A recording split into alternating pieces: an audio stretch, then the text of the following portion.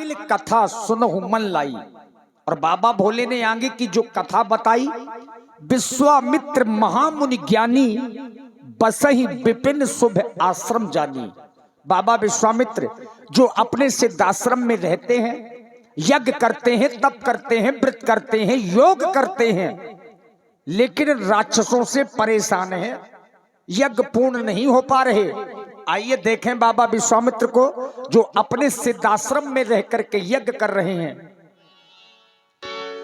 यह सब चरिते कहा मैं गाई, आगिल कथा सुनहु मन लाई, आगिल कथा सुनहु मन लाई।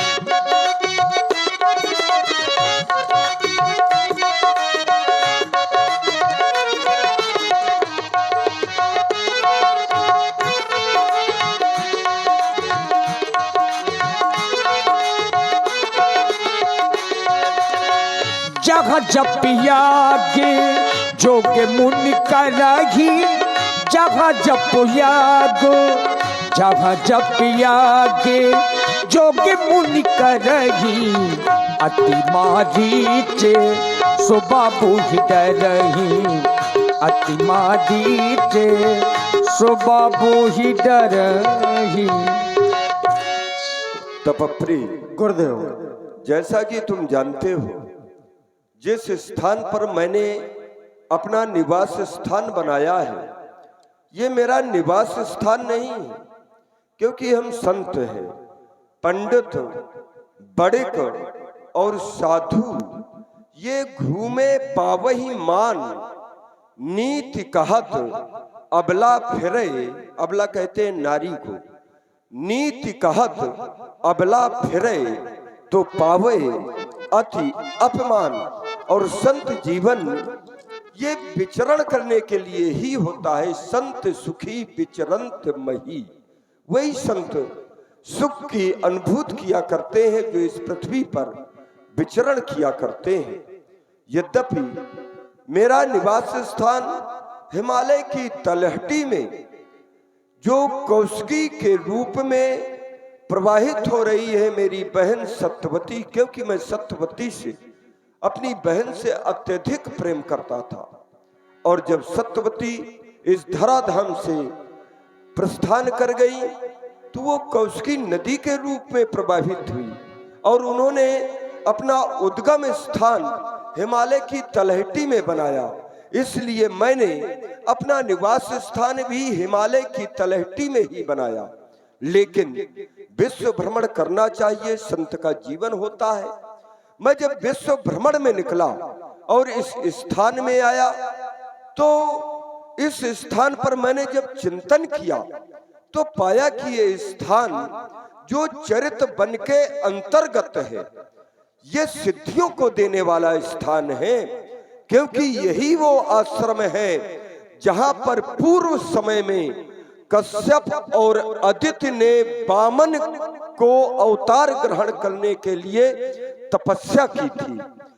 तब स्वयं भगवान वामन ने प्रसन्न होकर के कहा था कि तुमने जो ये तपस्या की है, इस तपस्या का प्रतिफल ये है कि आज से ये स्थान सिद्धाश्रम के नाम से जाना जाएगा।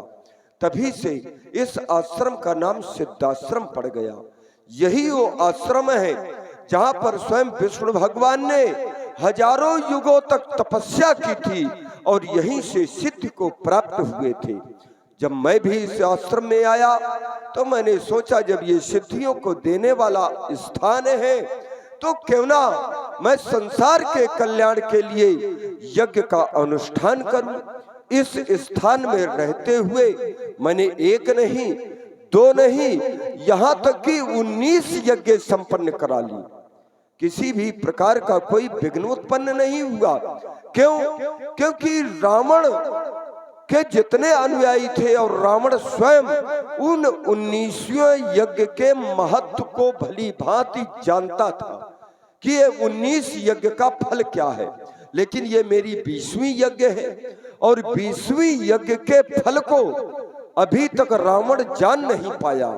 इसलिए उसने अपने अनुयायियों को आदेश दे रखा है कि जब तक ये बाबा विश्वामित्र की इस 20वीं यज्ञ के रहस्य को मैं भली भांति ना जान लूं, तब तक ये यज्ञ संपन्न नहीं होनी चाहिए।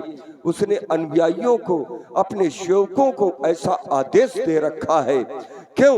क्योंकि रावण को कहीं ना कहीं ये भय है कि बाबा विश्वामित्र है विज्ञानी, और कहीं ऐसा ना हो अपने विज्ञान के माध्यम से इस यज्ञ को अपना निमित्त बनाए और कोई ऐसी शक्ति को जन्म ना दे बैठे जो वो शक्ति आगे चल करके मेरी मृत्यु का कारण बन जाए।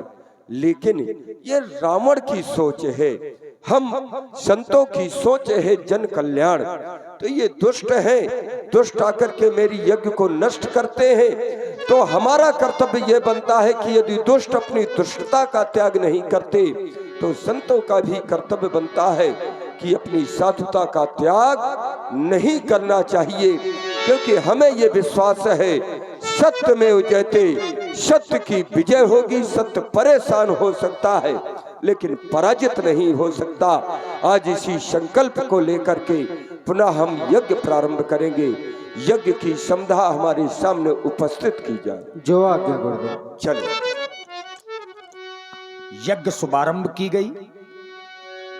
मारीच सुबाहु का डर भी बना है, लेकिन डर के बावजूद भी बाबा विश्वामित्र यज्ञ कर रहे हैं। ओम हरि ओम ओम गणेशाय नमः स्वाहा।